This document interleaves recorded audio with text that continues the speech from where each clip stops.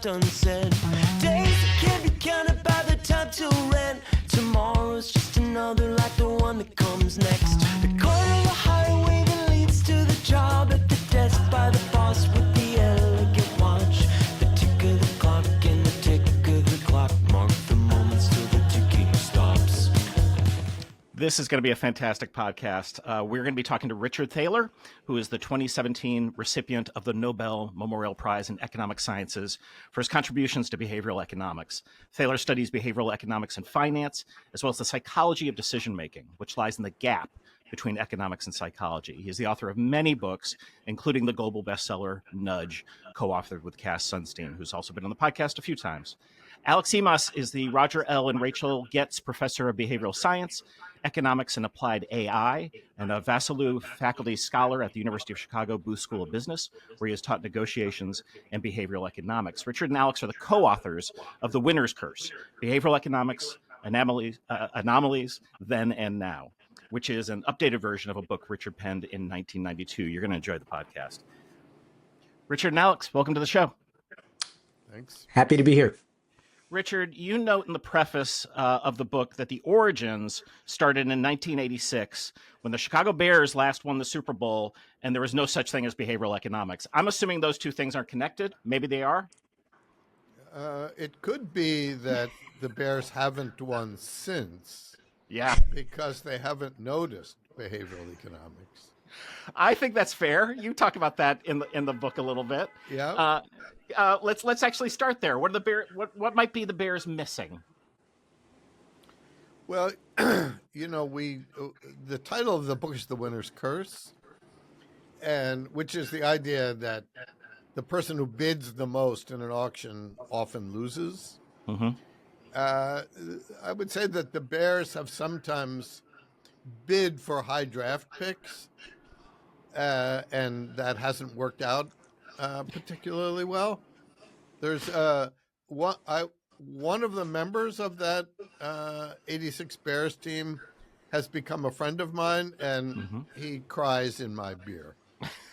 Yeah, well, there's a lot of running backs that have not worked out. Alex, how old were you when this came out, and when did you actually first read it? So the book was 92, right? Yeah. I was 7. I was all of 7. I was also in Moldova. I didn't know any English, so I had a bunch of stuff going against me. So it's I first saw the book in 2009 when I first started grad school. I read it in 2011, I want to say. But I read the anomalies columns well before that. I started graduate school knowing I wanted to be a behavioral economist, like without any question. I went to econ grad school, just not really being. I didn't. No offense to any of my colleagues, I didn't particularly care about macroeconomics, and I just came in with a stack of anomalies columns and all sorts of behavioral econ papers and was just kind of reading them through a bit by bit. So I was familiar with the work for quite a while. So 1992 was my first year as the producer at the Second City. So my cast that year included Steve Carell, Stephen Colbert, Amy Sedaris. So it was a very interesting time in no Chicago. Talent there. No talent, bunch of hacks. All right, let's start with the Winner's Curse. You explain the Winner's Curse by proposing a game that you can play at your neighborhood bar. Can you tell us about this game?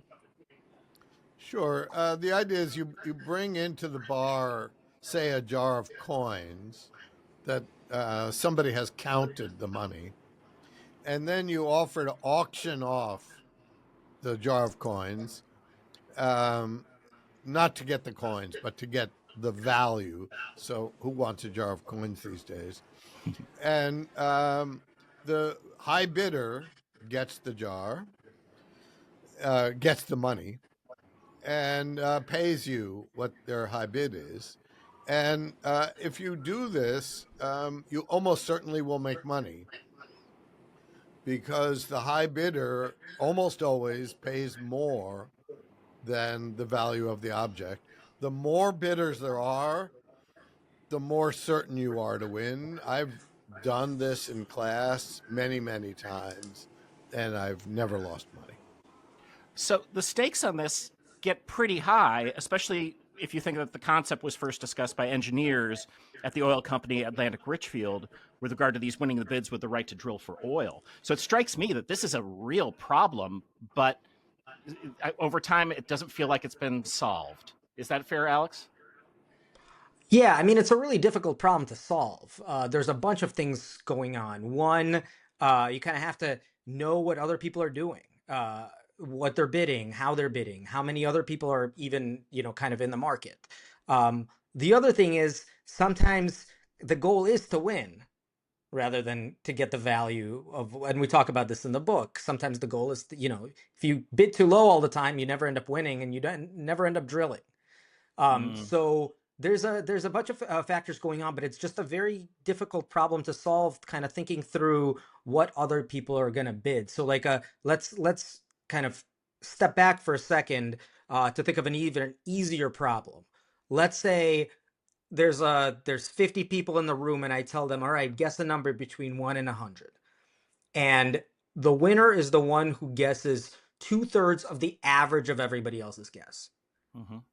Right. So if everybody guesses kind of randomly all over the place between 1 and 100, the average is going to be 50. So 2/3 of 50 is going to be the winner. So what do people do?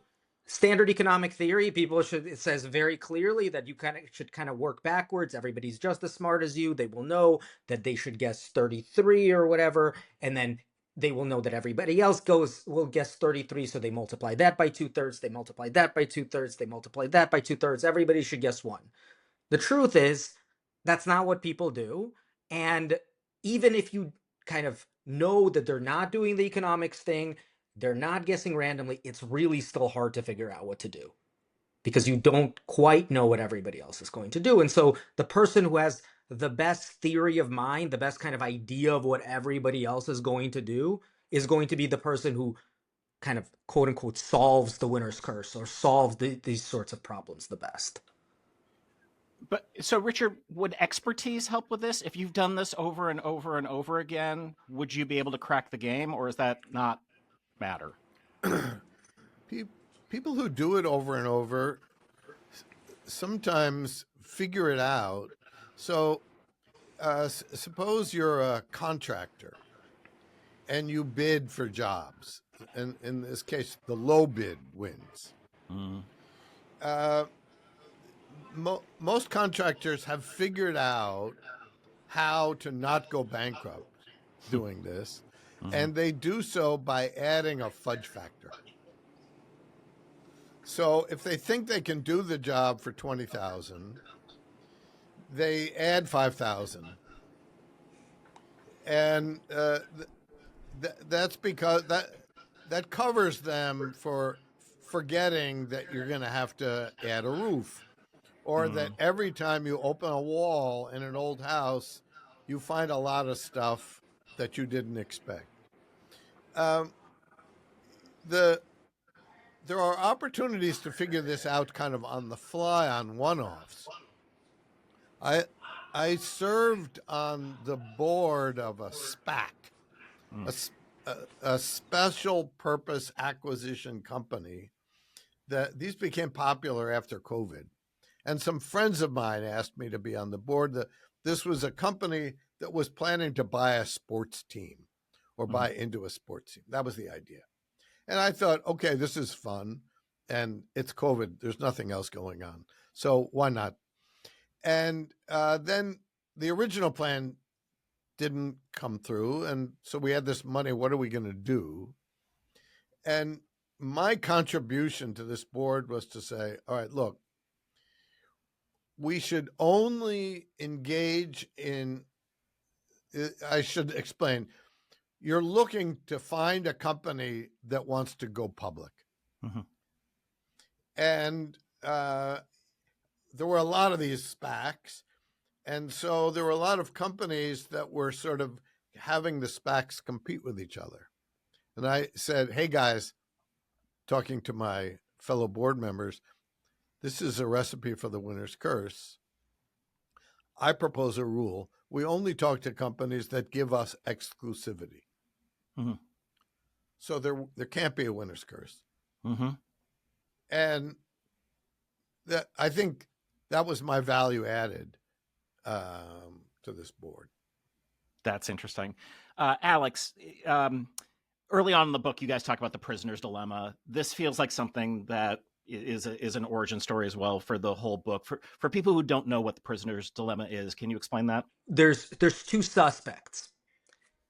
They're brought into a place to get questioned. They're put into two separate rooms, and they're getting interrogated at the same time. And the payoffs for what, depending on what they do, is that they can either confess to the crime, or they can not confess to the crime. And essentially what happens is the best thing to do is to not confess to the crime for both of them, right? Mm-hmm. That's the highest payoff for both of them. When you add those payoffs together, they kind of get slapped on the wrist. It's not the best thing in the world, but it's overall makes them both happiest. But if they confess while the other person doesn't, the person who confesses gets kind of the easiest sentence. They get let go. They go home free to their families or whatever, and the other person gets completely screwed. Mm-hmm. Both of them face this scenario. So in this game, when the best thing to do for both of them is just to keep quiet, get the slap on the wrist, and end it like that, that's the best kind of like for the combination of prisoners. Individually, the thing that's most rational is to confess.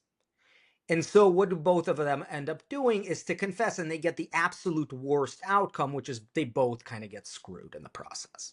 So that's the prisoner's dilemma. It's this idea that you kind of have this socially optimal situation where you get slapped on the wrist and nothing that bad happens.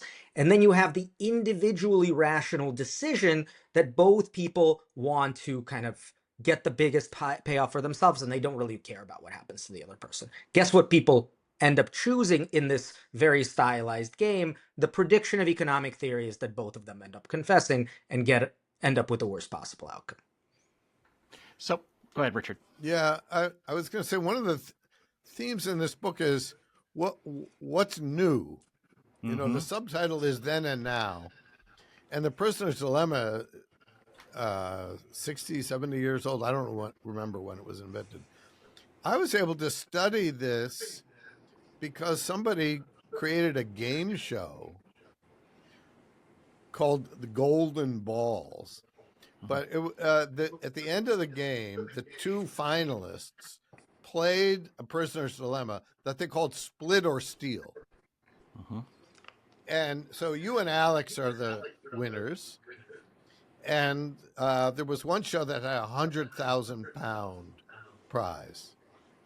So if you both split, you each get £50,000. If one steals and the other splits, the one who steals gets everything. If they both steal, they both get nothing. And about there were two interesting things that we found. One is there was a lot of splitting, even though the money was very high. So you can run experiments for $100, and people will say, well, what would happen if you played for big money? Well, here, people were playing for big money, and the results were just about the same. The interesting thing was cooperation went up even higher if they were paying for a relatively small amount of money. And we called that the big peanuts phenomena, because small amount of money meant, say, £3,000, which would be huge for an experiment. But they thought they were going to be playing for 30,000. So if it's only £2,000, I'm not going to be a jerk and steal. So when the results were only in the thousands, people were even nicer.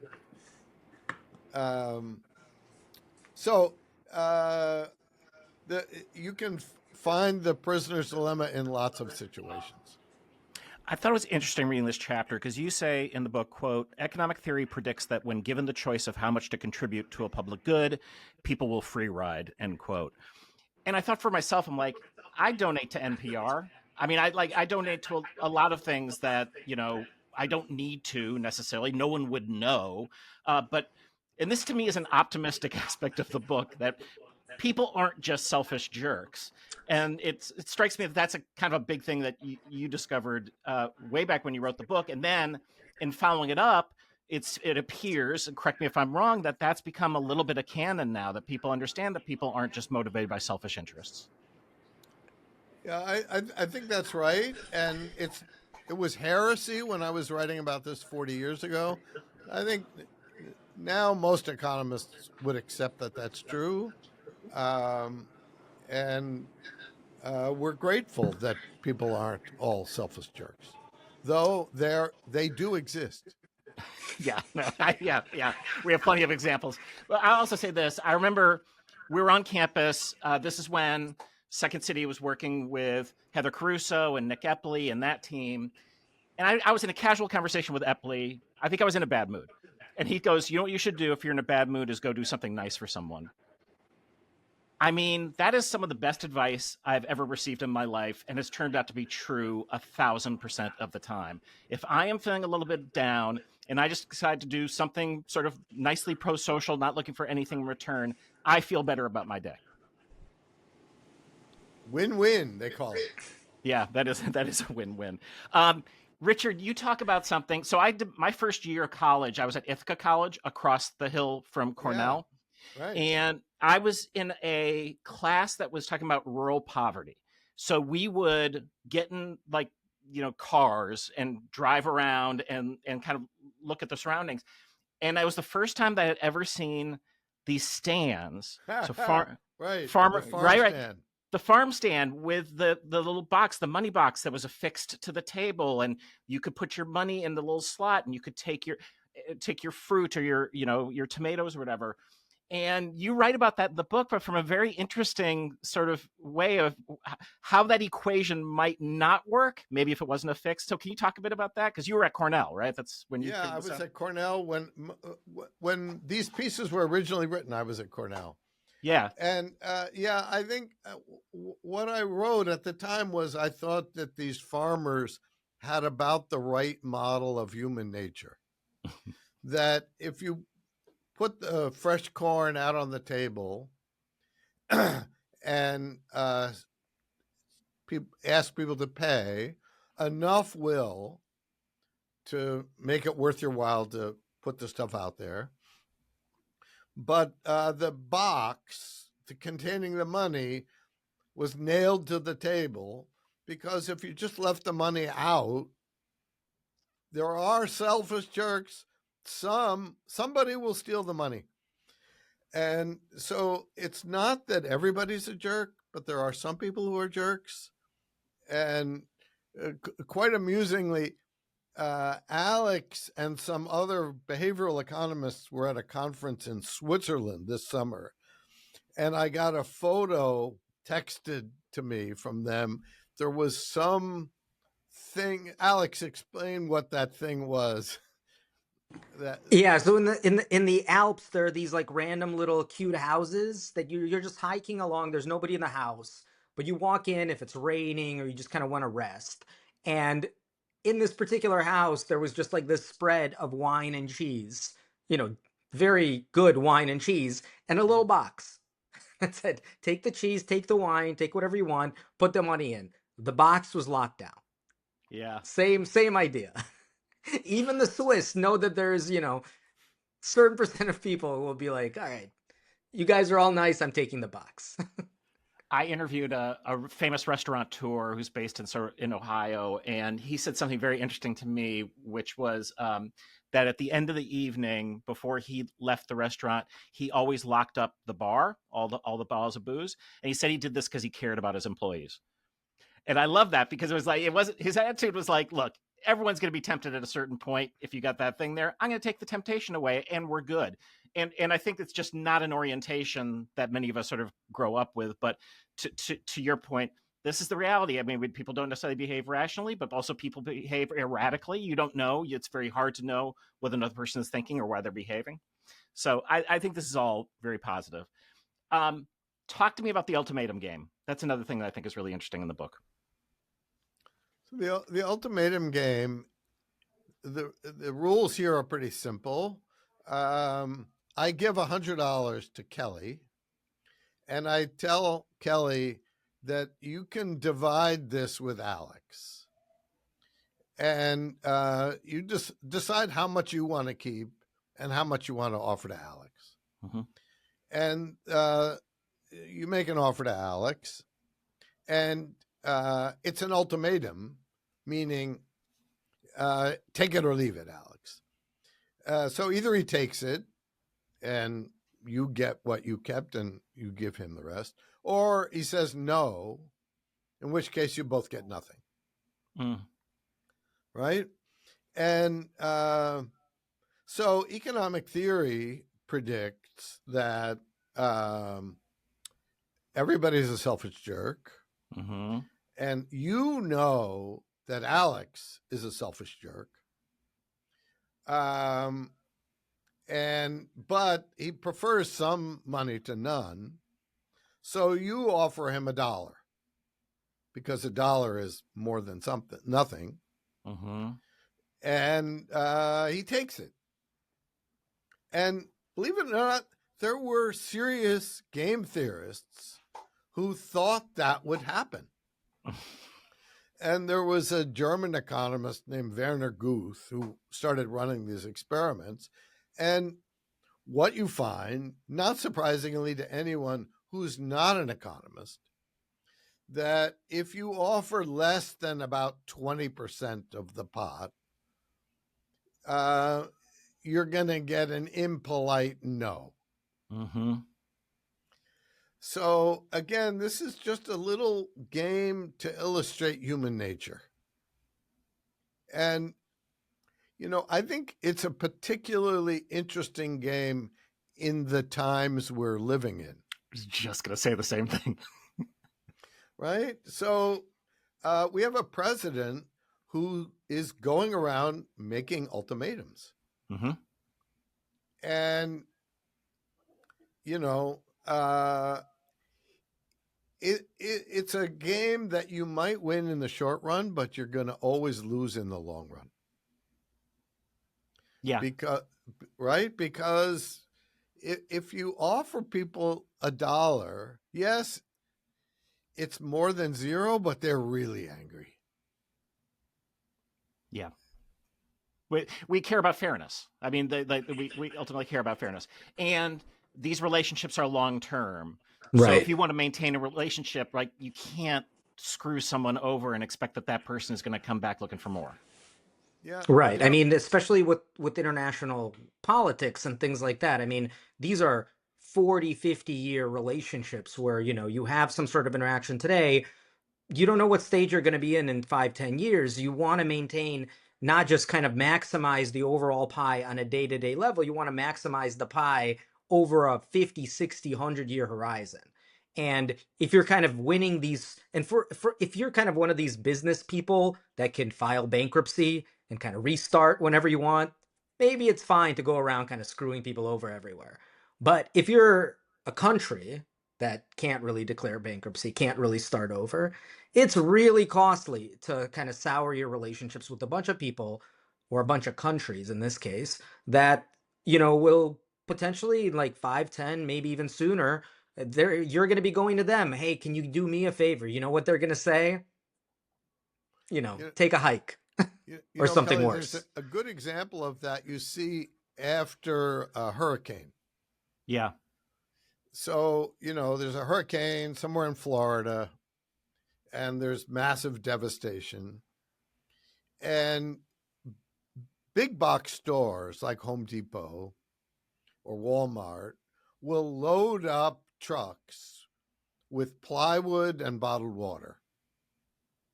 And the bottled water they're giving away, and the plywood they're selling at cost or lower. Mm-hmm. Now, there will also be people who will fill up a truck with plywood, sell it off the back of the truck for whatever the market will bear. Yeah. Now, I use that example with my students, and I say, which firm do you want to be? Mm-hmm. You want to be the guy ripping off homeowners who need plywood because they don't have a roof anymore? Or do you want to be the guy who's going to be there helping them rebuild their home over the next 10 years? And I know what kind of firm I would want to run. Sure. I mean, this is what's going to be interesting 4 years from now, which is Trump's first term. There were, I think, enough constraints that it never got to this level, but those constraints are gone, right? So right now he is doing exactly what you're talking about. It's all dictatorship, and it'll be interesting to see where that all lands, because it feels like it's been a lifetime, but it's early. Um, and I just don't know. But what we also know is that 70 whatever million people voted for her, 72 for him. That's it's like, and then a bunch of people didn't vote at all. So I don't know that we have an average when we talk about the entire of Americans on that. But all right, Richard, one of the first stories that I heard about you, and Heather Caruso was the one who told me about this, because I love a good wine, and I grew up next to my neighbors had one of these wine cellars with like really old, beautiful bottles of wine. When I got married, they gave me one of these bottles and were like, "Don't open it," kind of thing, for a long while. And you have the story about one of your advisors in graduate school who purchased some really nice Bordeaux wines years earlier at these low prices. Can you tell us that story? Yeah, this was when I was a grad student. Yeah. And started started misbehaving, to use the title of my previous book.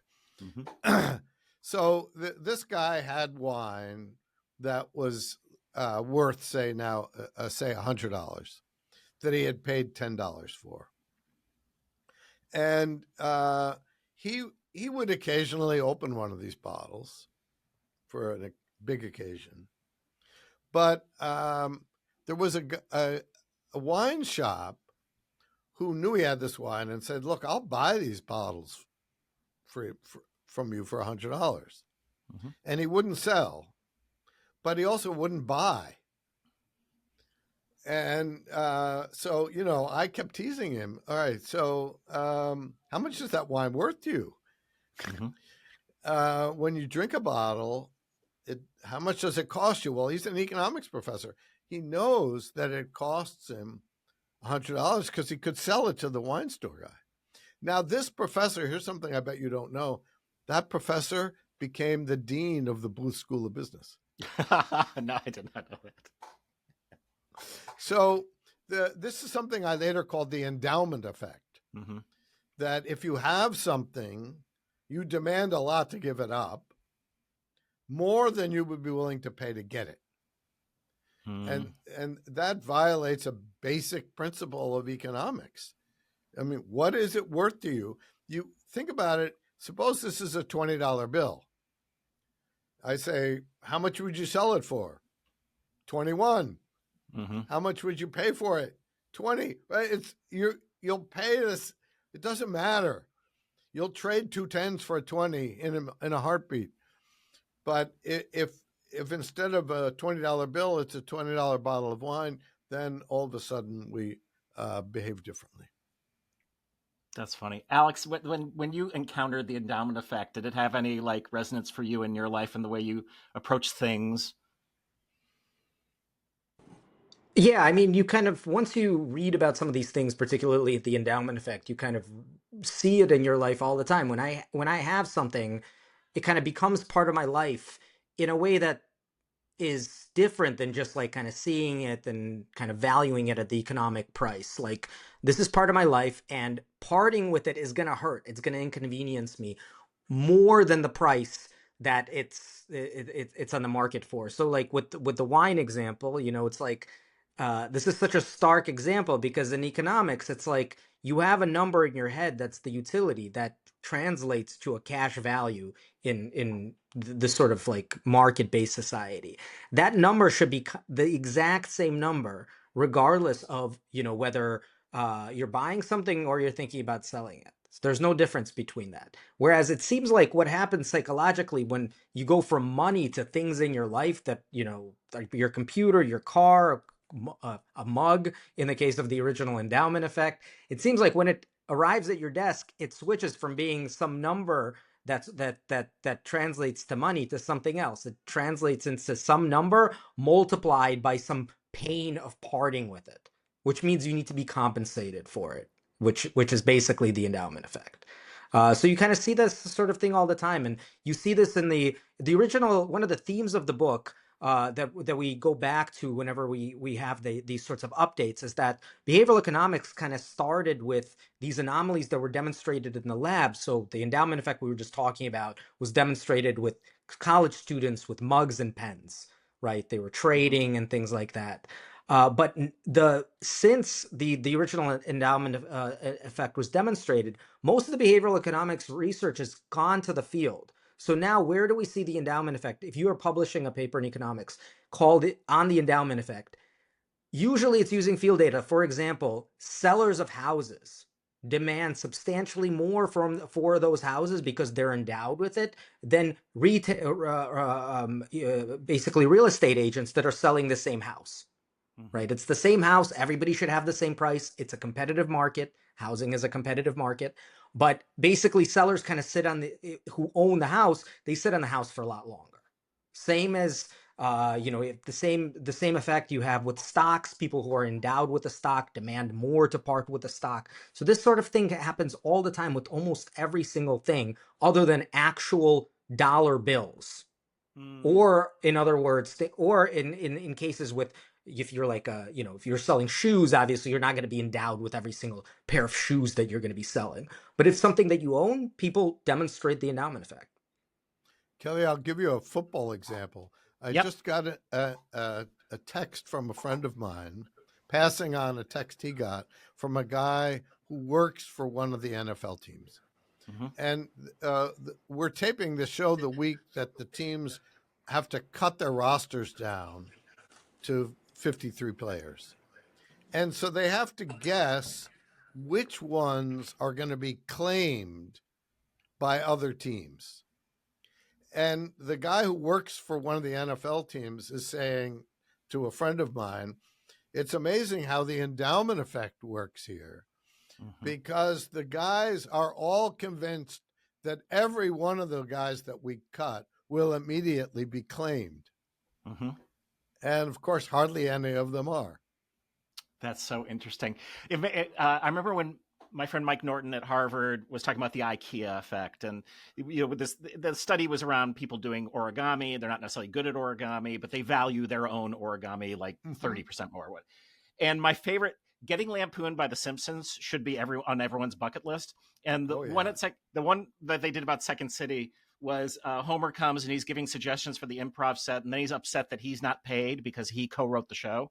And so I was thinking about the way, I actually think there's something in there of why Second City has been successful for so long, because people do come to that improv set, they participate, they feel like they're part of it, and there's a sort of value that they've given to being part of the program. So maybe that has something to do with our success as well. Your update in this chapter is one of my favorites, which is Devin Pope and Maurice Schweitzer looked at PGA tournament golfers. This study, you got to tell that story, because that's fascinating.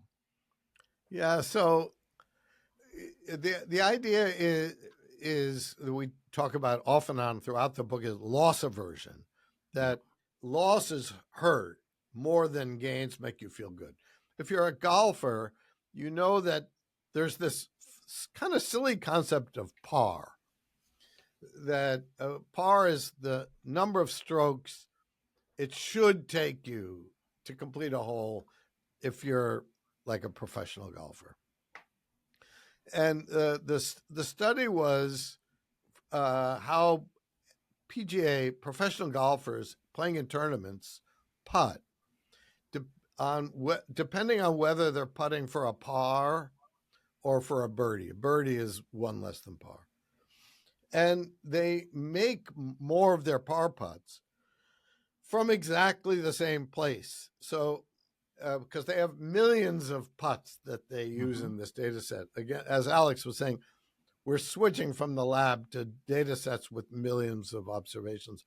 So we can take a 12-foot, 3-inch putt and one of them is for par and one is for birdie, and they make more of the par putts, about 3 percentage points more. And because they think, oh, if I miss this par putt, that's going to be terrible. Whereas the birdie, that'll just be a bonus. So birdie is a gain, a bogey is a loss. And I can't remember the exact numbers, but they compute that if they putted as well on the birdie putts as the par putts, they would make X $100,000 more per year. And par is irrelevant. It's just the total number of strokes. Whoever takes the fewest wins. You get exactly 1 stroke less for every putt you make, and it doesn't matter what it's for. It's interesting because, of course, context and time. And in a minute, I'm going to ask one of you at least for a yes and story. But before we do that, I want to talk about time because obviously I've worked in the comedy industry forever, my wife and I. Timing is such an important thing at Second City. The way we construct these shows, the material that we put in different places, knowing that a certain kind of political scene you want to put in a place where you're not going to have everyone walk out, and get them coming back at intermission, Right. all that stuff. And you talk about what the economist Arthur Pigot called a defective telescope when it comes to time. So how do people, how are they confused or defective around time? Yeah, go, Alex. Yeah, so essentially the way that this kind of faulty telescope works is that in the sort of way that people should think about time is that the distance between tomorrow and the next day and the next day, the day before that, the day after that, it should all be the same distance, right? Today shouldn't be special compared to tomorrow or something like that. Everything should kind of just be linearly progressing. You should think about retirement, that's at some point in the future, but that shouldn't be in kind of an infinite amount of time in the future.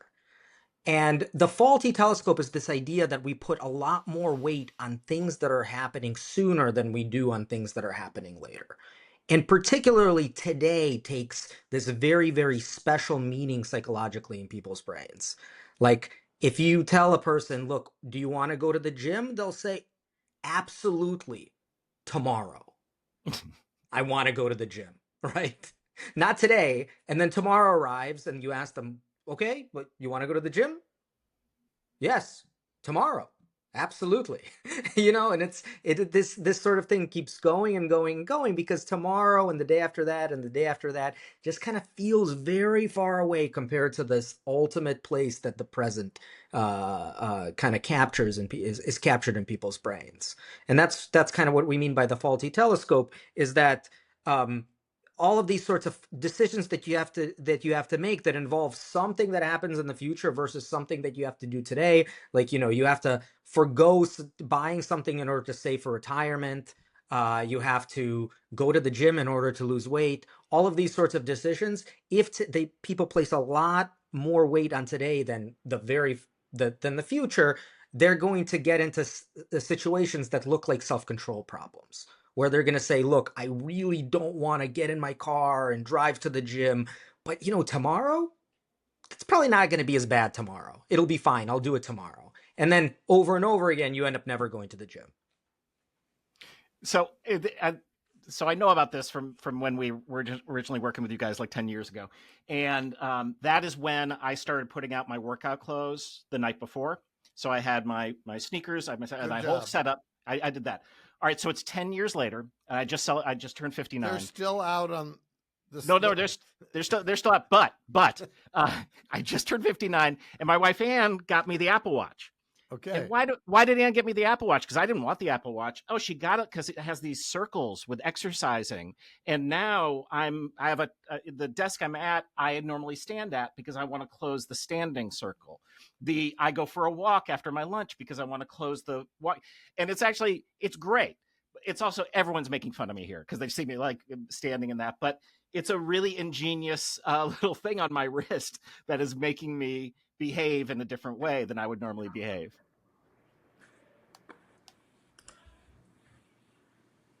We just lost Alex. Am I here? Alex, can you hear us? Yes. Can you All hear right. me? Well, We can keep going. yeah, we'll keep going. Can you hear me? So the fact that people think tomorrow is or next week is a long way off. Yeah. Not to mention next year. People can use that insight for good or evil. So the pay later schemes sell a lot of stuff, and people buy things they really shouldn't because, well, they won't have to pay it until later. Mm-hmm. But the flip side is we helped people save for retirement by offering them a program we called Save More Tomorrow, where we'd say, would you sign up to increase your retirement contributions starting when you get your next raise? Because first of all, that's off in a few months. Mm-hmm. And second, we're taking some of the raise. We're not taking any of your current money. It's some of this new money. And that has proven to be very successful. Richard, do you have a yes and story for us? Yeah, so one that occurred fairly recently, which was, obviously I'm in this period of promoting this book. Yep. And there was some back and forth between me and the Chicago Humanities Festival about doing some event. There was some snafu, so it wasn't going to happen. Mm-hmm. And then they said, "Oh well, would you want to be the moderator of a session that Nate Silver is doing?" And Nate and I are old friends, and I said yes. And I said, how about if Nate and I interview each other? There you go. And so I pitched this idea to Nate. He said, oh, that's a great idea. And we knew we would both be really tired of talking about our own books. Right. Whereas we're happy to sit and talk to each other, privately over dinner. So we're going to have a private conversation over our books or whatever else it crosses our mind. And we'll let whoever else wants to come join in. I love it. Alex, we got your back. Do you have a yes and story for us? Yeah, so my yes and story is actually very related to Richard. We kind of talk about it in the book, but essentially, as I mentioned earlier, I was born in Moldova. I came to America when I was 9 years old, and typical kind of Eastern European experience. My parents are like, you're either a doctor or you're unemployed. We don't really care what you're doing. So I medical school. So I didn't really know what I was doing, but I was just pre-med in college. I majored in econ just because I needed to raise my grades. Science classes are actually really hard, it turns out. But I never really thought about doing it for anything other than raising my GPA. And then I applied to medical school. I took the MCATs. I did the interviews for medical school, and then I was driving cross country with a friend, and I heard an NPR story. By the way, this is 2008. When one of us was doing NPR stories quite often, and I was listening to an interview with again one of us. It turns out, and he was talking about this thing called behavioral economics, and I was thinking this is so different than the sort of economics that I really did not connect with at all in undergrad. This is actually really interesting. By the time I arrived in Los Angeles, I got to my computer. I was like, Wikipedia, behavioral economics. What is this? And, I dropped medical school, applied to econ PhD programs, and it was a very difficult decision. It was hard to say no to the status quo, even though I wasn't particularly, from a value perspective, I never really wanted to go to medical school, but it was still very difficult to let go of that path that I was traveling. But I said, yes, this is something I want to pursue. And I ended up getting into the only school I ended up getting into was UC San Diego, and Richard was my office mate. He was in the office next to me. And that's how kind of we ended up meeting. So I think kind of letting go of the status quo and saying yes is a big deal in my life. I love this. I often tell people that in my career of 40 years of troublemaking, I haven't changed anybody's mind. But I realized that, and so I adopted the strategy of corrupting the youth. And Alex is one of my victims. I love that. I don't normally do this, but I'm going to tell you a quick yes and story because it's related to you, Richard. But I had written our book Yes and, which had done really well, and we were on book tour. And I was having sort of a midlife crisis at the time, and had decided I wanted to step down from Second City, and I didn't have any gig lined up. I had little kids. It was like, but my wife was very supportive of it, and so their credit blessing foolishness, the owners at Second City were like, why don't you stay for a year? We'll pay you what you're making now, and you'll figure a bridge in or a bridge out. And this is right. We're on the 10th anniversary of Second City catching on fire. I don't know if you remember that 10 years ago, but literally it was today that we caught on fire 10 years ago. I had moved into this new office, but the fire took out everything. So I'm in these dingy, terrible corporate temporary offices with the accountants and the corporate group, because those are all the people who lost their offices in the fire. And the guy who ran the corporate division said to me, like, hey, you don't have anything to do right now. Do you have ideas? And the one idea I had was, when I was on book tour, there was a book by a Harvard professor out that was called something like The Improvised Art of Negotiation. And basically on book tour, I read this book. Very smart in negotiation, didn't really know anything about improvisation. So I said, here's my idea. What if I found a professor of negotiation and we team up and we do our own program? And I just Googled academic negotiation Chicago. I emailed the first 5 professors it came out to. 4 of them got back to me right away, said they wanted to do it. But a week later, Eugene Caruso took a week to get back to me, was like, do you still want to meet? I'm going to invite my wife, Heather, to this meeting if you want to come. And I did. And that's exactly how Second City sort of collided in a contemporary way with the University of Chicago and started working on this idea of what if improvisation and behavioral science lived together for a few years. And you're the one who helped make that happen. It changed my life completely and lives for a lot of people. So I thank you for that. Well, we're all grateful to Heather Caruso. We are. The book is called The Winner's Curse, Behavioral Economics, Anomalies Then and Now. Thanks, guys, for coming on the show. Thanks, Kelly. Thank you.